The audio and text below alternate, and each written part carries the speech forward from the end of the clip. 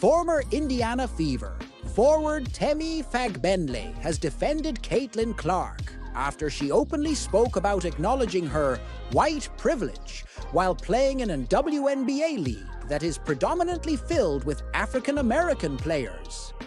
Last week, Clark was named Time Athlete of the Year for 2024 after her incredible rookie season in the WNBA, coming off the back of dominating in college basketball.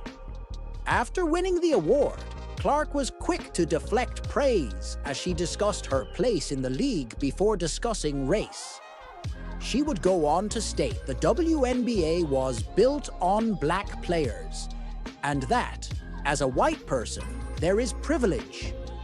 Clark's claims have not come without criticism, with suggestions being made that she had essentially apologized for being white.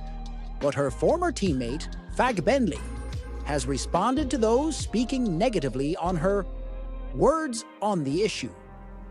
Fagbenle, an American-born, Nigerian-British WNBA star, played with Clark last season but was drafted by the Golden State Valkyries in the recent expansion draft.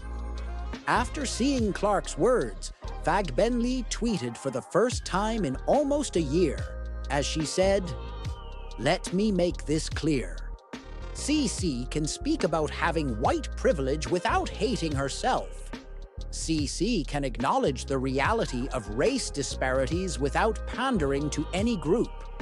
CC can celebrate the giants who have come before her without diminishing her own historic accomplishments." I think most people know this. It's just a select group trying to twist things. The US's race issue is so ingrained that I believe a majority of them don't even think they are twisting anything. The immediate response to anyone talking about how race affects anything is denial. This is a great opportunity for some respectful conversations about race in the US. However, the convos will only be beneficial if there are no racists or prejudiced people involved. We must first converse to understand, not to be right. Next step is working together to make a change. I am also not naive by any means, LOL. It's been hundreds of years of this BS. Ain't no quick fix. But if the majority of people band together working towards the same goals, the racist and prejudiced stragglers will be left behind and forced to adapt. Just like in team sports. Barstool Sports founder Dave Portnoy also jumped to Clark's defense, stating, "She wants the league to be successful. The more successful, the better it is for her and everybody in the league." Caitlin Clark, one of basketball's rising stars and Time's 2024 Athlete of the Year, recently revealed an inspiring story from her youth that her parents had kept from her until now. Speaking at the Massachusetts Conference for Women with Good Morning America anchor Robin Roberts, Clark shared an anecdote about her early days competing in boys' basketball leagues. Clark grew up playing against boys because girls' leagues were scarce where she lived. She explained, "I grew up playing with boys, and we never talked about how that was different, or that was weird. That was just normal." Competing at a high level early on set the stage for her remarkable career. During her conversation, Clark disclosed an incident her parents, Brent and Anne, only recently shared with her. Her father, who coached her team in a boys' league, once faced pushback when league officials considered naming her the most valuable player. "They wanted to make me MVP of the league," Clark recounted. "And these parents were like, 'We can't let a girl be the MVP of the boys' basketball league.'" Despite the opposition, Clark's talent on the court was undeniable. With a mix of humility and humor, she added, "I was just better than all of them," which drew cheers and applause from the audience. Caitlin Clark's Time magazine cover was something Washington Mystics owner Sheila Johnson did not seem to appreciate after a record-breaking WNBA season. Well, Clark's brother Colin appeared to send a jab back Johnson's way. Colin Clark reshared an old video from Front Office Sports on September 19, which showed a record 20,711 fans in attendance at Capital One Arena in Washington for the Mystics game against his sister's Indiana Fever. It is the largest crowd to date in WNBA history, and the Mystics actually moved the game from its usual entertainment and sports arena to the Capital One Arena to appease more fans in the 536-seat arena. The WNBA saw its most-watched regular season in 24 years, while also seeing record attendance with a rookie class that was headlined by Clark, Angel Reese, and others. However, Clark's presence as the #1 overall pick out of Iowa, where she already had a massive following as she became the all-time leading scorer in NCAA history, helped the WNBA's viewership, social media engagement, and more explode.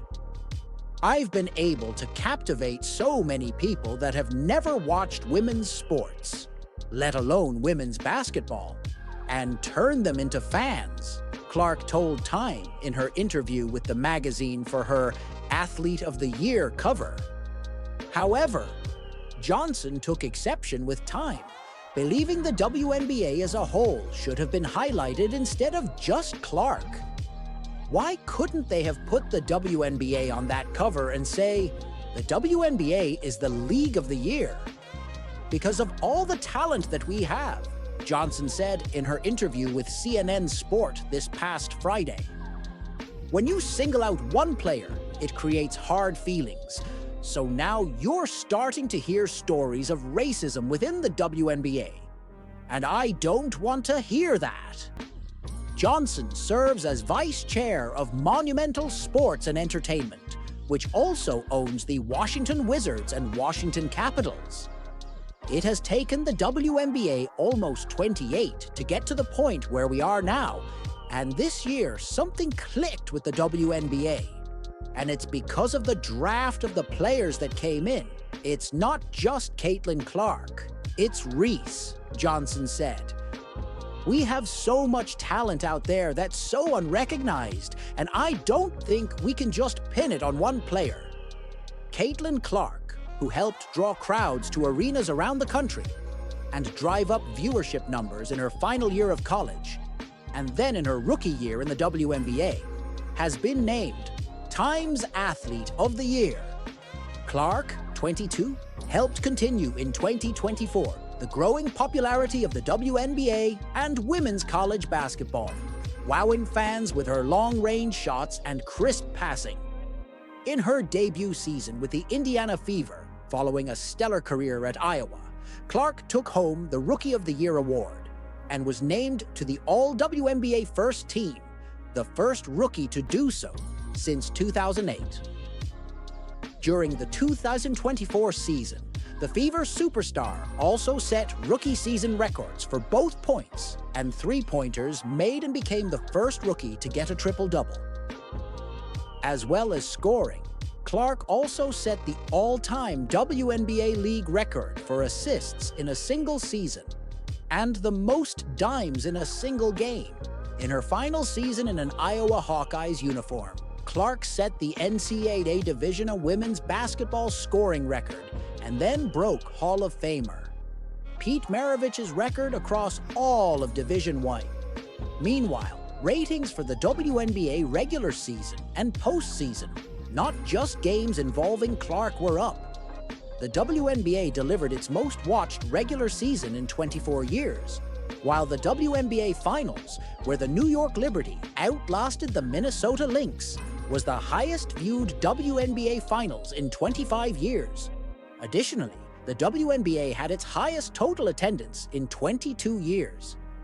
The September 19th game at Capital One Arena in Washington, D.C., between the Fever and the Washington Mystics, set a WNBA single-game attendance record of 20,711. It was one of 3 games to draw at least 20,000 fans this season, along with 23-66 for Indiana versus the Las Vegas Aces on July 2nd and 23-33 for Indiana versus Washington on June 7th.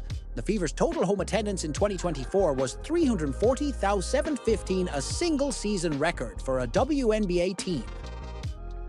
Caitlin Clark caused a stir last week when she admitted her white privilege played a role in her fame during an interview with Time magazine. Clark, the WNBA's Rookie of the Year, was named Time's 2024 Athlete of the Year. It was a well-deserved honor. In 2024, Clark led Iowa to the NCAA Tournament National Title game, went #1 overall in the WNBA draft, led the Indiana Fever to the playoffs, and set countless television and attendance records for women's basketball.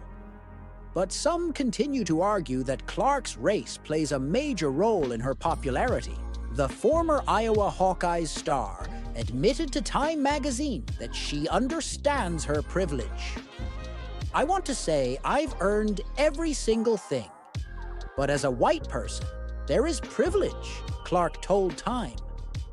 "A lot of those players in the league that have been really good have been black players. This league has kind of been built on them.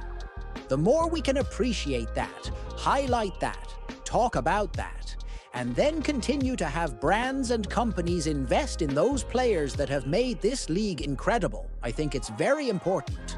I have to continue to try to change that. The more we can elevate black women, that's going to be a beautiful thing." Former NFL player turned ESPN personality Ryan Clark is among those praising Caitlin Clark for recognizing her privilege. Obviously, a huge fan of Caitlin Clark, the player, Clark said on his podcast, The Pivot.